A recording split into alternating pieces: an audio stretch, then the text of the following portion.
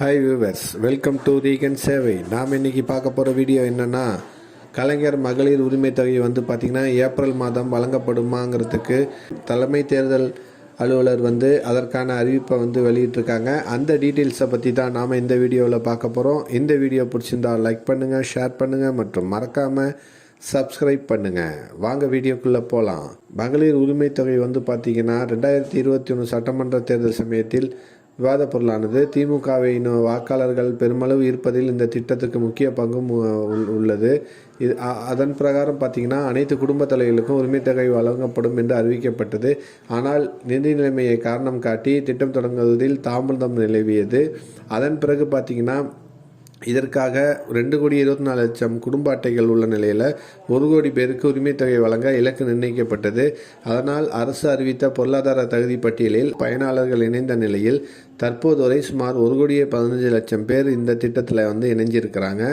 மகளிர் உரிமை தொகை கிடைக்காதவர்கள் அதிருப்தி அடைந்துள்ள நிலையில் பிரச்சாரத்திற்கு வரும் மக்கள் பிரதிநிதிகளிடம் கேள்வி எழுப்புகின்றனர். இதனைத் தொடர்ந்து இத்திட்டத்தை செயல்படுத்த சிறப்பு செயலாக்கத்துறை அமைச்சர் உதயநிதி ஸ்டாலின் திட்டத்திற்கு விண்ணப்பித்த அனைவருக்கும் தேர்தலுக்கு பின்னர் உரிமை தொகை கிடைக்க வழிவகை செய்யப்படும் என்று தெரிவிச்சிருக்கிறாங்க. அது இல்லாமல் 2023ஆம் ஆண்டு செப்டம்பர் 15ஆம் தேதி தொடங்கிய இந்த திட்டமானது இதுவரை 8 மாதங்கள் வெற்றிகரமாக செயல்படுத்தப்பட்டு வருகிறது. இதில் பெண்களின் அன்றாட வாழ்வில் பெரிய மாற்றத்தை சத்தமில்லாமல் ஏற்படுத்தி வருகிறது. அரசு இருக்கும் நிதி சிக்கலில் மாதம் 1000 ரூபாய் எதற்கு என்று சிலர் கேள்வி எழுப்பினர். ஆனால் இந்த திட்டம் தொடர்பான கள ஆய்வில் அன்றாட செலவுகளுக்கு பெண்கள் யாரையும் சார்ந்திருக்க தேவை இல்லை என்ற நிலை ஏற்பட்டுள்ளது.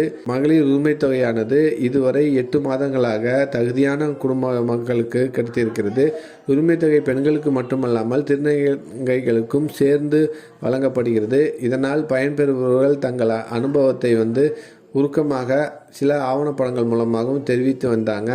இதனால் கோடிக்கணக்கான குடும்பங்கள் பயனடைஞ்சு வருகிறது. மகளிர் உரிமை தொகை ஒவ்வொரு மாதமும் 15ஆம் தேதிக்கு உடைய நபர்களுக்கும் அவர்களுடைய வங்கி கணக்கில் பதிவேற்றம் செய்யப்படுகிறது. இந்த நிலையில தான் பார்த்தீங்கன்னா இப்போ தேர்தல் நடத்தை விதிமுறைகள் அமலில் இருக்கிறதுனால இந்த ஏப்ரல் மாதம் பார்த்திங்கன்னா மகளிர் உரிமை தொகையானது வழங்கப்படுமா என்ற ஐயம் ஏற்பட்டு மக்களிடையே இருந்து வருகிறது. இதற்கு பதிலளித்த தலைமை தேர்தல் அலுவலர் பார்த்திங்கன்னா மகளிர் உரிமை தொகை வழங்குவதற்கு எந்தவித தடையும் இல்லை அப்படின்ட்டு செய்தி வெளியிட்டிருக்கிறாங்க. எனவே இந்த மாதம் மகளிர் உதவித்தொகையானது அனைவருடைய வங்கி கணக்கும் 15ஆம் தேதிக்குள் செலுத்தப்படும் என்று தமிழக அரசு அறிவிச்சிருக்கிறாங்க.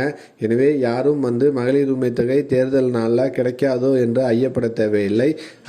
தகுதியான அனைத்து குடும்பங்களுக்கும் மகளிர் உரிமை தொகை கிடைக்கும். அதே போல் தேர்தல் முடிந்தவுடன் புதிதாக அப்ளை செய்யப்பட்டு காத்திருக்கிற தகுதியான நபர்களுக்கு இந்த மகளிர் உதவித்தொகையானது மீண்டும் கிடைக்கும் என்று அரசியல் வட்டாரங்களில் தெரிவித்து வராங்க. எனவே இந்த செய்தி தான் மகளிர் உரிமை தொகை சம்பந்தமாக தமிழக அரசு வெளியிட்டிருக்கிறாங்க.